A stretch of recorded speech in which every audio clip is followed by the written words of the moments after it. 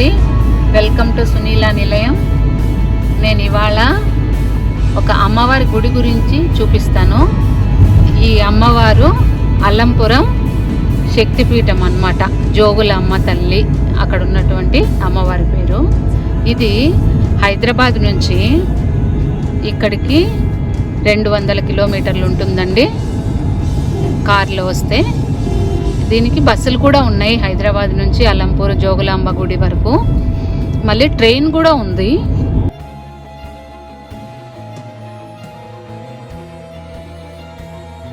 Second toll plaza అనమాట.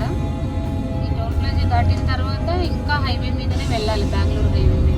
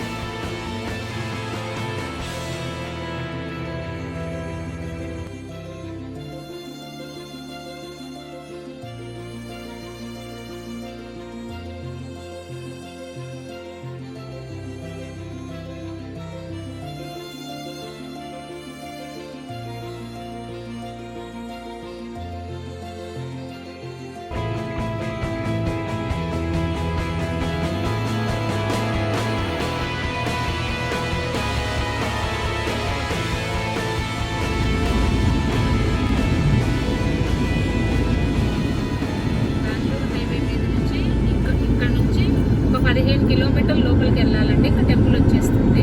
అంటే నియర్గా కర్నూలు దగ్గరకు వచ్చేసాం. ఒక 15 కిలోమీటర్స్ అయితే ఇంకా కర్నూలు వచ్చేస్తుంది. ఇది పైన ఫ్లైఓవర్ పోతుంది కదా, అది కర్నూలుకి వెళ్ళే రోడ్డు. మనం కింద నుంచి వచ్చేసాం లెఫ్ట్లోంచి. ఇదిగోండి, ఇటు వెళ్తే ఇది జోగులాంబ టెంపుల్కి వెళ్తాం. ఇదిగో చూసారా, దక్షిణ కాశీ అల్లంపురం.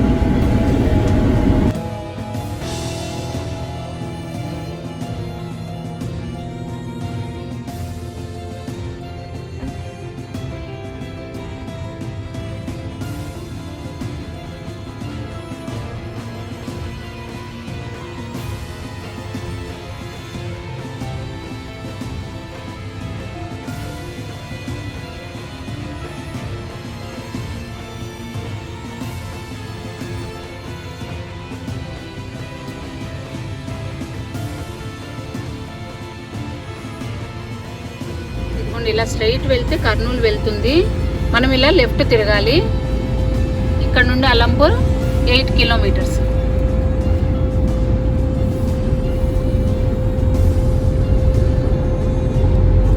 ఇక్కడ మనం టెంపుల్కి వెళ్తూ ఉంటే అమ్మవారి దగ్గరికి మంచి పొలాలండి. ఎంత మంచి పంటలు అంటే మొక్కజొన్న, పసుపు, పచ్చిమిర్చి, ఉల్లి, నెక్స్ట్ వచ్చేసి పత్తి. అది బ్లాక్ సాయిల్ అండి. అంతా కూడా అందరూ పత్తి ఎంత బాగా పండుతుందంటే, ఎంత బాగా చూడండి, అంత పచ్చగా ఉన్నాయి పొలాలన్నీ కూడా. ఎక్కువ ఉల్లి వేశారండి, ఉల్లిపాయలు ఉన్నాయి కదా అవి. నెక్స్ట్ వచ్చేసి ఇది పత్తి. ఇదిగోండి, ఇదేమో అల్లంపురం ఊరు అన్నమాట. ఇక్కడ నుంచి ఇంకొంచెం ముందరికి వెళ్తే టెంపుల్ ఉంటుంది.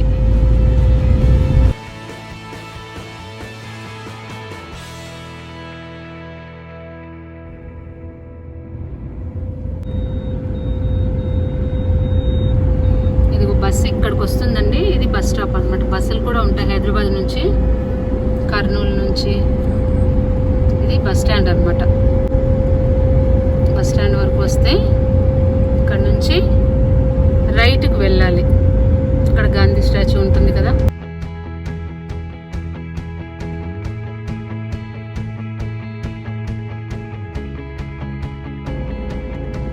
ఇక్కడ పోలీస్ స్టేషన్ ఉంది కదా, ఇక్కడ నుంచి లెఫ్ట్కి వెళ్ళాలన్నమాట.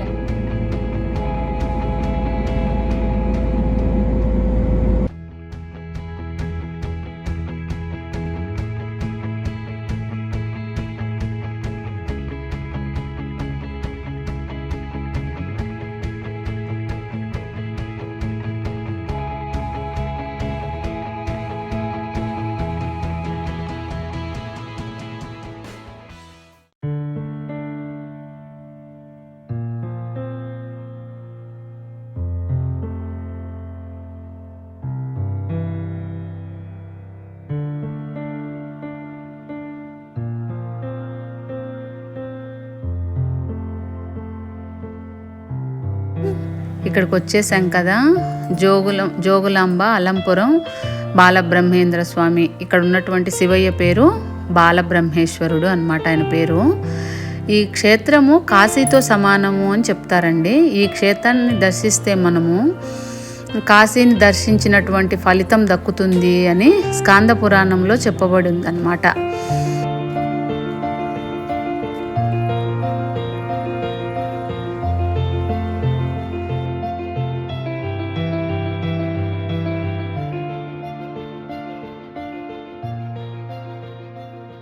కాశీలో ఉత్తరవాహినిగా గంగా నది ఉంటే ఇక్కడేమో ఉత్తరవాహినిగా తుంగభద్ర నది ప్రవహిస్తూ ఉంటుందండి.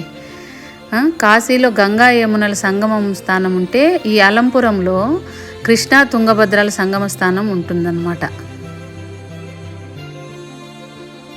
కాశీలో విశ్వేశ్వరుడు కొలువై ఉంటే ఈ క్షేత్రంలో శివయ్య పేరు వచ్చేసి బ్రహ్మేశ్వర స్వామి.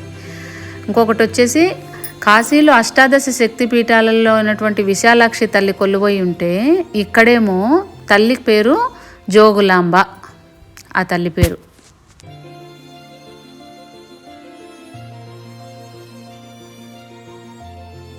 మనకు అవన్నీ కూడా ఉంటాయి కదండి, దశాశ్వమేధ ఘాట్లు, అలాగా 64 స్నానఘట్టాలు ఉంటాయి కదా. ఇక్కడ కూడా 24 ఆలయాల పేరుతో పాప వినాశనం కూడా ఉందండి. ఇది ఎంత విశేషం అంటే ఇక్కడ ఉన్నటువంటి గ్రామదేవత తల్లి ఎల్లమ్మ తల్లి అన్నమాట.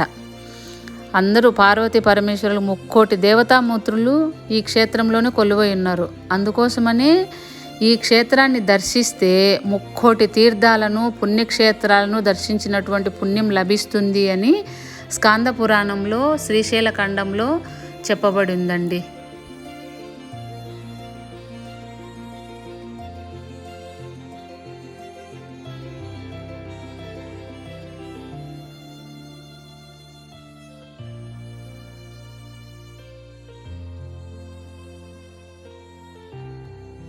ఈ క్షేత్రంలో ప్రధానంగా నవబ్రహ్మ ఆలయాలు ఉన్నాయండి. ప్రపంచంలో మరెక్కడ కూడా మనకు కనిపించవు.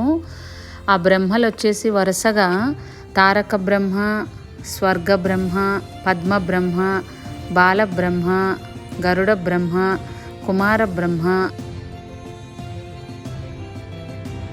అర్క బ్రహ్మ, వీరబ్రహ్మ, విశ్వబ్రహ్మ, వీళ్ళందరికీ కూడా గుడులు కట్టి ఉంచారండి. అవన్నీ కూడా బాగా ధ్వంసం అయ్యాయి, కొన్నేమో అలాగే ఉన్నాయి. ఆనాటి శిల్ప సౌందర్యం అంతా కూడా చాలా బాగా, ఇది 7వ శతాబ్దంలో నిర్మించినటువంటి గుడి అండి. ఇది అందరూ రకరకాల రాజులందరూ కూడా నిర్మించారు. కొన్ని ధ్వంసం అయిపోగా కొన్ని మిగిలి ఉన్నాయి. ఇవి పురావస్తు శాఖ వారి ఆధ్వర్యంలో ఉన్నాయండి. ఇవన్నీ కూడాను వాళ్ళ పర్యవేక్షణలో ఉన్నాయి.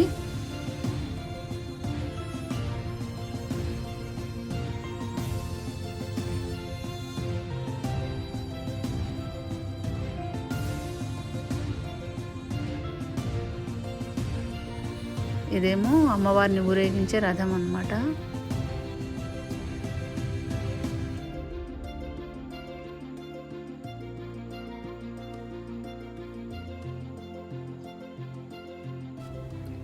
అసలు ఈ గుడికి బ్రహ్మ అనే పేరు ఎందుకు వచ్చింది అంటే, ఒకానొక సమయంలో బ్రహ్మదేవులు తన బ్రహ్మత్వాన్ని కోల్పోయినటువంటి ఆయన తపస్సు చేశారనమాట శివయ్య గురించి ఘోరంగా.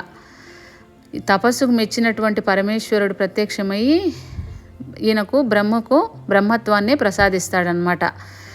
ఇలా బ్రహ్మ ప్రేరణతో చేత పరమేశ్వరుడు ఉద్భవించాడు కాబట్టే ఈయనకు బాలబ్రహ్మేశ్వరుడు అని పేరు అన్నమాట.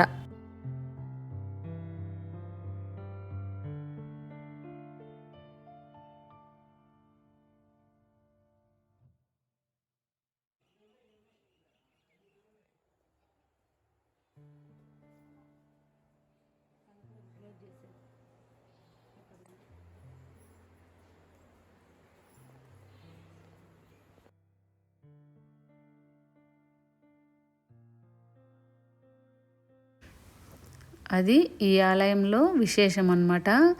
ఇక్కడ ఉన్నటువంటి శివయ్య పక్కనే విష్ణుమూర్తి కూడా సాలగ్రామ రూపంలో ఉంటాడండి.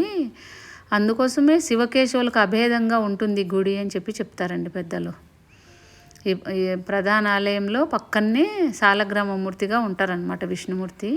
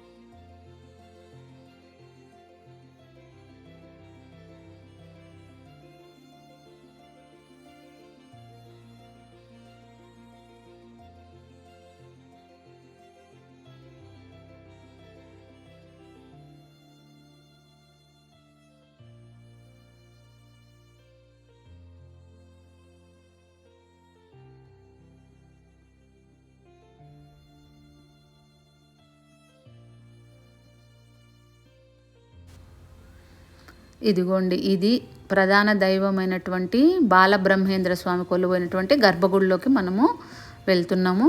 ఇక్కడ మొట్టమొదటగా నందీశ్వరుల వారిని దర్శనం చేసుకుంటాం. పెద్ద నందీశ్వరులండి, ఈయన రాతితో చెక్కబడి ఉంది. అక్కడే స్వామివారి పాదాలు కూడా ఉన్నాయి. పాదాలకు నమస్కరించుకొని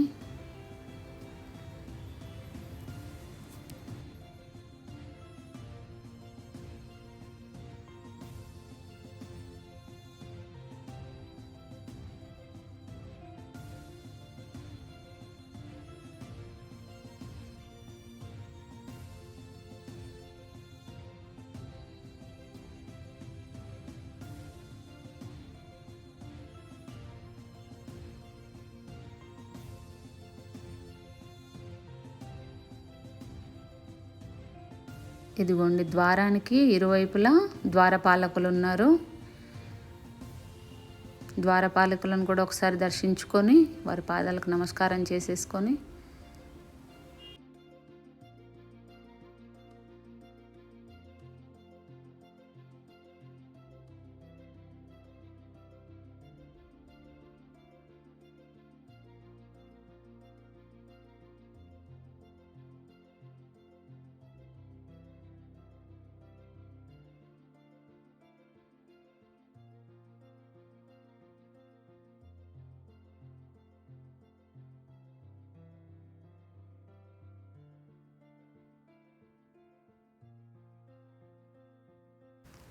ఇదంతా కూడా రాతితో నిర్మించినటువంటిదేనండి.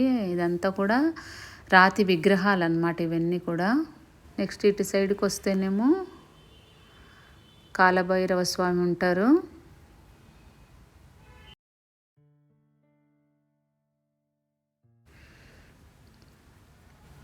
ఇక్కడ నుంచి ఇంకా రెండవ గర్భగుడిలోకి ప్రవేశిస్తాం. ఇంకా పక్కకే బ్రహ్మ విష్ణు మహేశ్వరులు ఉన్నారండి. ఇక్కడేమో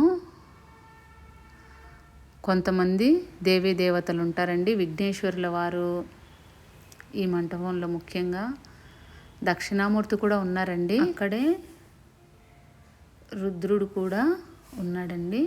ఎంత చక్కగా చెక్కి ఉన్నారంటే చాలా బాగా ఉన్నాయండి. కొన్నేమో ధ్వంసం అయిపోయాయి, కొన్నేమో చాలా బాగున్నాయి.